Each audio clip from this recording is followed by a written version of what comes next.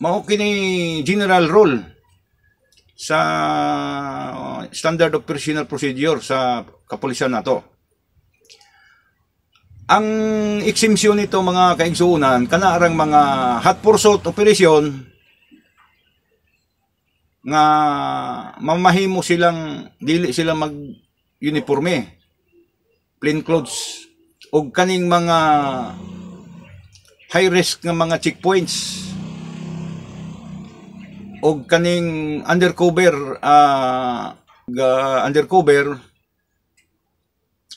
magtakuban para lang masakuti nila ang ilaang arestuhin, ilang dakpon. So sa general rule sa police operational procedure, wala nila sunda. Og kaning ilang lakaw og tinud-anay pa ni og nasa procedure pa ni ang ilang lakaw kay balo gini ilang hipi ani. Og naani ni ay kuan pre-operational clearance gikan sa ilaang hipi. Kaya ang hipi ani nila si Police Lieutenant Colonel Angelo Nicolas, mao ni ila ang hipi sa CIDG Regional Field Unit 7. Naagi ni siya pre-operation clearance nga gitawag nila. Kung may maniho lang ni sila ila-ilara, nakalapas sila sa standard operation procedure sa kapulisan.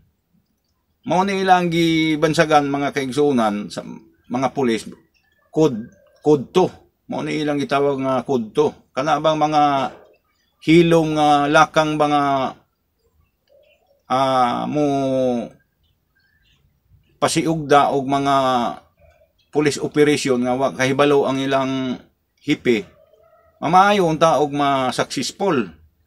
Karon nga na bulilyaso sila. Noon nang daghan kayo kalapasan ang nahimong operasyon nila. Nagikaresulta sa kamatayon o pagkaangol ni ining pagkamatay ni Police Captain Diparine o pagkaangol ani Police Executive Master Sergeant Archel Tiro. Mga dagko nagranggo ning mga tawhana ng pulisa. Og sundod ang ilaang mga trabaho, mga kaigsuunan, layo kayo sa kamaturan nga sila mismo ang mangunay. Kaya mga trabaho ng mga tawhana, kani si Police Captain Diparine, more on supervisory, administration,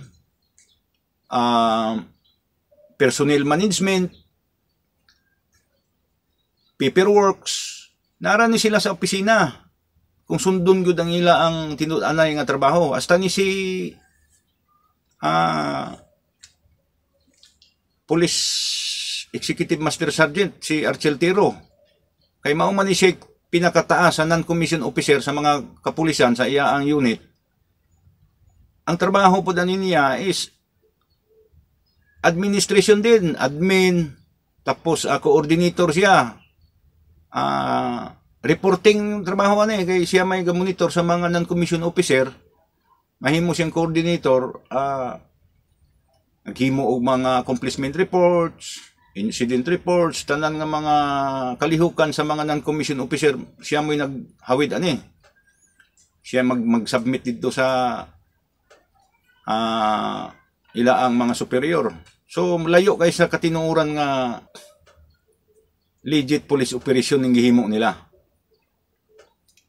Kay balo na nang ilaang mga kuan mga kauban og ilabi na ning ilaang hipi si Police Lieutenant Colonel Angelo Nicolas.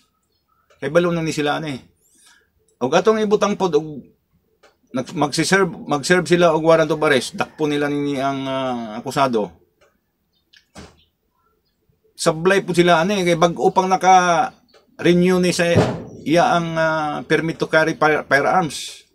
So mukuha man gid mga local clearances, NBI, police clearance, court clearance, o unsa pa ng ubang mga requirements sa makabaton ka og hinagiban nga pusel dayon imo ang kuhaan og permit to carry firearms. Naa man gid ni ang mga requirements ani. Kung kuan pa ni siya, kung tawag na tog fugitive or dakpunon pa niyang tawhana, di makakuha clearance. Sablay ni pagkuha pa lang niya NBI or police, dakpo na ni siya. Kaya na may pending warrant of arrest.